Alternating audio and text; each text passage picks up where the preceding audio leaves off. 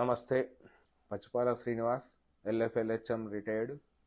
ఈరోజు ఉపాధ్యాయునిగా రిటైర్ అయిన తర్వాత నా 27 సంవత్సరాలలో అందరూ ఉపాధ్యాయులను పొగుడుతూ ఉంటారు. మన భావి భారతని నిర్మించేది మన ఉపాధ్యాయులే అని. కానీ సమాజంలో చాలా వరకు మన ఉపాధ్యాయుల్ని నెగటివ్ అప్రోచ్ తీసుకురావడం జరుగుతుంది సమాజంలో.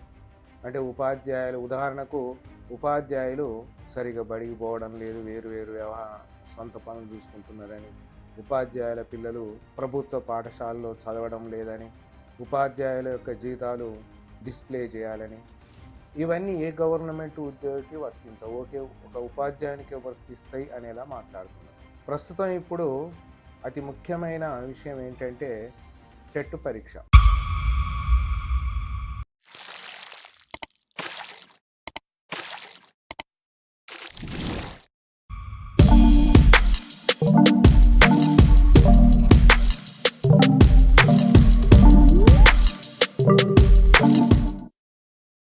ఈ టీచర్ ఎలిజిబిలిటీ టెస్ట్ అనేది ఉపాధ్యాయులు పాస్ కాకపోతే 2 సంవత్సరాలలో ఉద్యోగం నుండి తీసివేస్తామనేది ప్రభుత్వ విధానం.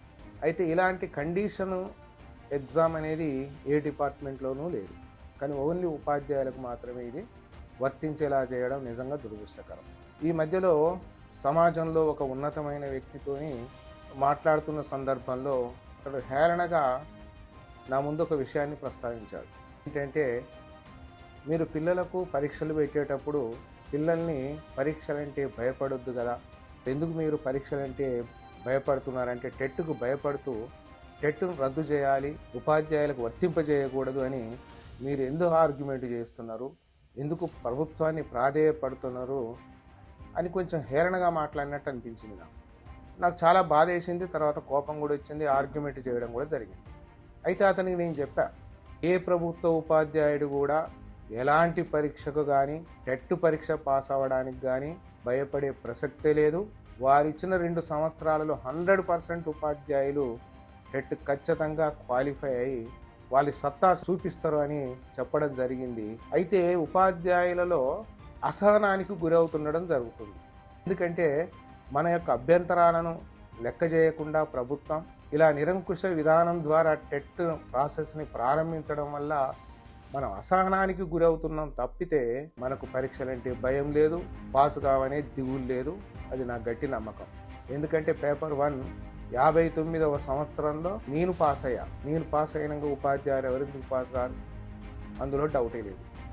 కానీ నా అభిప్రాయం ప్రకారం ఒక 3 సమస్యలు, అభ్యంతరాలు మన ఉపాధ్యాయ లోకానికి ఉన్నట్టు, అంటే నా దృష్టిలో ఈ 3 ముఖ్యమైన సమస్యలుగా భావిస్తున్నాను.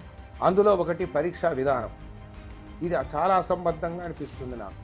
ఎందుకంటే ఏ డిపార్ట్మెంట్లో కూడా రిక్రూట్మెంట్ అభ్యర్థులను, ఇన్ సర్వీస్ అభ్యర్థులను కలిపి నిర్వహించే ఒక ఎగ్జామ్ కూడా లేదు.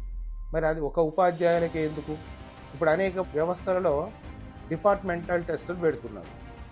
అవి ఓన్లీ ఇన్ సర్వీస్ ఉద్యోగులకు మాత్రమే, అవి మనం కూడా రాస్తున్నాం.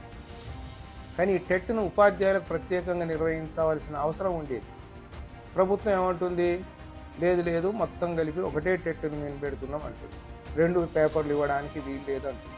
గతంలో నా వయసులో డిగ్రీ చేసినప్పుడు సిలబస్ మారితే ఒకటి ఓల్డ్ వర్షన్, రెండోది న్యూ వర్షన్ అనే 2 పేపర్లు కూడా ఒకే సమయంలో కండక్ట్ చేసేవాళ్ళు.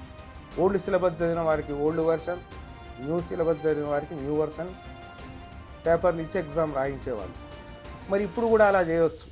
మనకు వేరే పేపరు, వాళ్ళకు వేరే పేపరు ఇచ్చి పరీక్ష రాయించవచ్చు.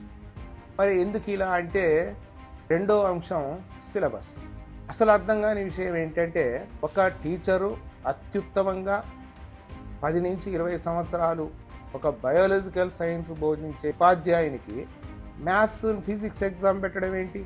అతను బయాలజికల్ సైన్స్లో వండర్స్ సృష్టిస్తున్నప్పుడు, ఆ బయాలజికల్ సైన్స్లో అత్యుత్తమ ప్రతిభను ప్రదర్శించేటప్పుడు ఈ టెట్లో మ్యాథ్స్, ఫిజికల్ సైన్స్ పెట్టడం అంటే అది నిజంగా హాస్యాస్పదమే.